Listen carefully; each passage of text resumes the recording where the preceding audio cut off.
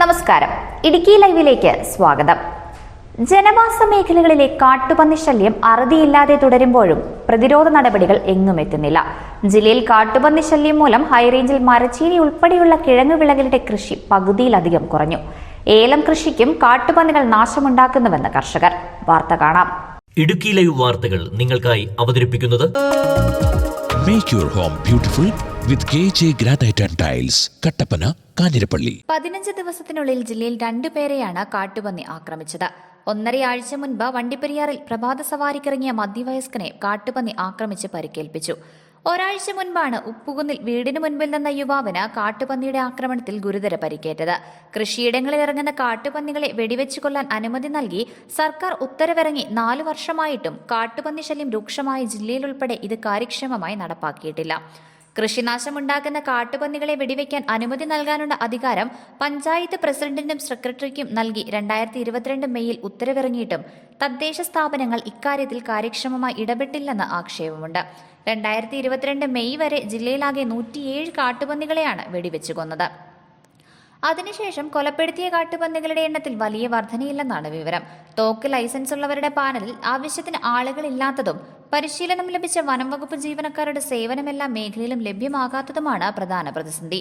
ശല്യക്കാരായ കാട്ടുപന്നികളെ വെടിവെച്ചു കൊല്ലാനുള്ള അനുമതി 6 മാസം കൂടിയാണ് അവശേഷിക്കുന്നത്. തുടർച്ചയായി 5 വർഷം സമയപരിധി 1 വർഷം വീതം കൂട്ടി നൽകിയെങ്കിലും കാട്ടുപന്നി ശല്യത്തിന് പരിഹാരമായിട്ടില്ല. കാട്ടുപന്നിയെ കേന്ദ്ര വന്യജീവി സംരക്ഷണ നിയമത്തിലെ 62ാം വകുപ്പ് പ്രകാരം ക്ഷുദ്രജീവിയായി പ്രഖ്യാപിക്കണമെന്ന പ്രമേയം 2024 ജനുവരിയിൽ സംസ്ഥാന നിയമസഭ ഏകകണ്ഠമായി പാസാക്കിയിരുന്നു. എന്നാൽ കേന്ദ്ര സർക്കാർ ഇത് അംഗീകരിച്ചിട്ടില്ല. കേരളത്തിന് പിന്നാലെ കാട്ടുപന്നികളെ നിയന്ത്രിതമായി കൊല്ലാൻ തമിഴ്നാട് സർക്കാരും അനുമതി നൽകി. പക്ഷേ ഇതിനുള്ള മാനദണ്ഡങ്ങൾ അപ്രായോഗികമാണെന്നാണ് കർഷകരുടെ വാദം. വനങ്ങളോട് ചേർന്നുള്ള പ്രദേശങ്ങളെ 3 സോണുകളായി തിരിച്ചാണ് കാട്ടുപന്നികളുടെ നിയന്ത്രണം നടപ്പാക്കുന്നത്. വനപരിധിയുടെ 1 കിലോമീറ്ററിനുള്ളിലുള്ള എ സോണിൽ കാട്ടുപന്നികളെ കൊല്ലാൻ വിലക്കുണ്ട്. ബി സോണിൽ നിന്ന് കാട്ടുപന്നികളെ പിടികൂടി വനത്തിൽ തുറന്നുവിടണം. സി സോണിൽ കാട്ടുപന്നികളെ പരിശീലനം നേടിയ വനംവകുപ്പ് ജീവനക്കാർക്ക് വെടിവെച്ചു കൊല്ലാം. ചത്ത കാട്ടുപന്നിയുടെ ജഡം രാസവസ്തു ഒഴിച്ച് സംസ്കരിക്കുകയോ ദഹിപ്പിക്കുകയോ ചെയ്യണം. തോക്ക് ലൈസൻസ് ഉള്ള കർഷകർക്ക് കാട്ടുപന്നിയെ കൊല്ലാൻ അനുമതിയില്ല. News desk Idukki live. Idukki live വാർത്തകൾ നിങ്ങൾക്കായി അവതരിപ്പിച്ചത് ഏത് ജോലി ചെയ്താലും അത് ക്രിയേറ്റീവായിട്ട് തന്നെ ചെയ്യണം. അതല്ലേ അതിനൊരു ഭംഗി.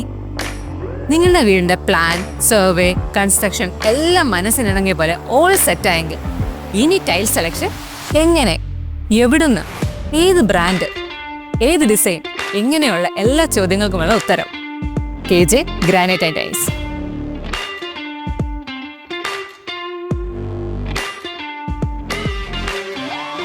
സിംബോളോ, ടജേരിയ തുടങ്ങിയ ലോകോത്തര ബ്രാൻഡുകളുടെ എക്സ്ക്ലൂസീവ് ടൈൽ ഗാലറിക്കൊപ്പം 50-ൽ പരം ബ്രാൻഡുകളുടെ ടൈൽസുകൾ നിങ്ങളുടെ ഇഷ്ടാനുസരണം തിരഞ്ഞെടുക്കാനുള്ള അവസരം KJ ഗ്രാനൈറ്റ്സിൽ മാത്രം.